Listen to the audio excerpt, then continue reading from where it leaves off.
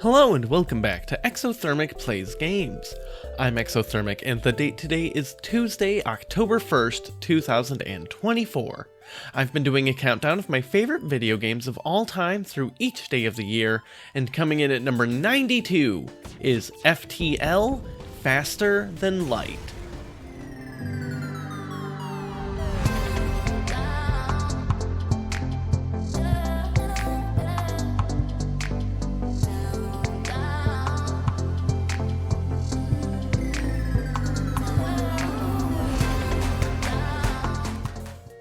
Have you ever wanted to command a spaceship? It would be cool, right? Well, how about commanding a spaceship when you're constantly in threat of running out of fuel? Sounds stressful, right? Well, that's okay. You can always buy more. Oh, what's that? You're also strapped for cash? Surely you could land at a planet and work for a while to build it back up. No? You're being chased by who? By an entire fleet set to destroy you and everything you love and hold dear? FTL is a roguelike strategy game where you brave the dangers of intergalactic travel. Select from one of several possible ships and boldly go. As you move from system to system, you'll experience many types of encounters. It could be choose-your-own-adventure-esque prompts, where you just select a choice and are told an outcome, but a lot of the time, it's going to come down to combat. Your ship has many systems, often with a dedicated room. Your crew can consist of several members, potentially of many different alien species with their own unique specialties. While most functions of your ship work on their own, as long as you have energy devoted to those systems, some of them get better by having a person in the room. Additionally, as your crew members continue to work on that room, they gain experience and can skill up at that task, giving even additional benefits. Some common systems are your engines, your shields, weapons, and oxygen rooms. I mentioned spending energy on systems. You have a total pool of energy you can allocate however you want, but it will of course impact your ability to do certain things. For example, if you divert energy away from the oxygen system, you'll slowly lose oxygen throughout the whole ship, which could cause your crew to asphyxiate and die.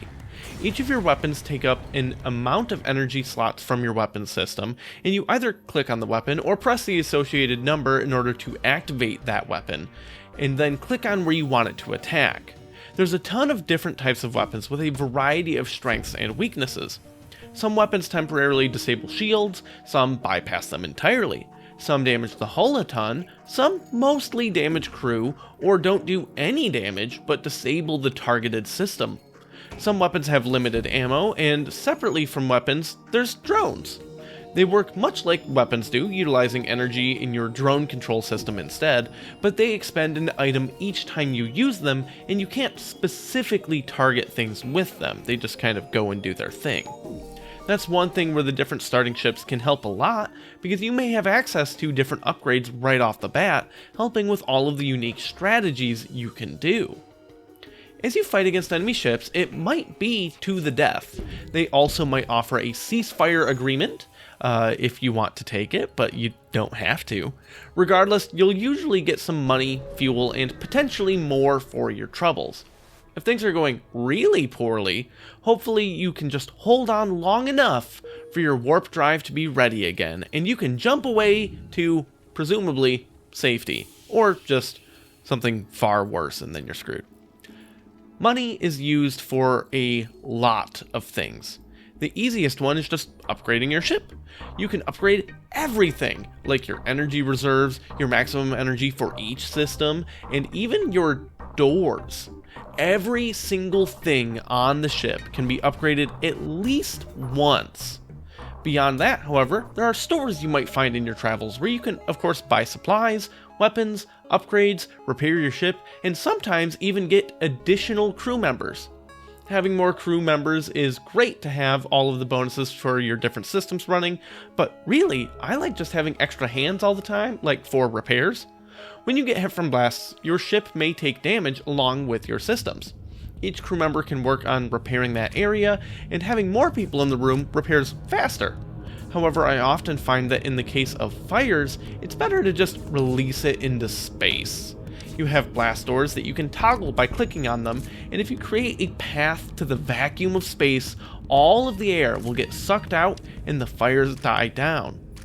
Close it back up, let your oxygen system replenish some, and then send in people to fix what got hurt. But the biggest reason I like having extra people is that sometimes they die. This can be from weapons, but I find most often for me, it's when I get boarded. There's a teleporter system you can put on your ship, and enemies will often have them as well, and board your ship for some close quarters combat. This is where most alien races differ in the most glaring ways, with some being excellent at this, like the praying mantis looking dudes that obviously just like swing their scythe arms at you or whatever, and some just die to a stiff breeze. If all of this feels like a lot to manage in real time, that's because it is, which is why you can pause the game and give all of your commands, then let it play, then pause again, and so on. Faster Than Light is a game about juggling like 20 things all at once, between your fuel and ammo management, short and long-term planning for money, combat, repairs, all of the different crew logistical stuff you want to do. Oh, and of course, your main mission of reaching the end of this long gauntlet of encounters before getting caught by the enemy fleet. There's several systems you'll travel through, and there's a lot of ways you can approach this. Maybe you try to stick to predominantly friendly systems. You'll have a less risky time, but you're also less likely to reap as many rewards. Maybe you want to go the hard route and go into purely aggressive territories, where every jump is potentially great danger, but you better believe you're going to rack up a lot of money and upgrades along the way. Then there's the risky ones that could be anything. Every run is a new adventure, and I've still never actually beaten this game, but I will someday. Until then, I'll just keep plugging along to one of the most chill soundtracks in all of gaming.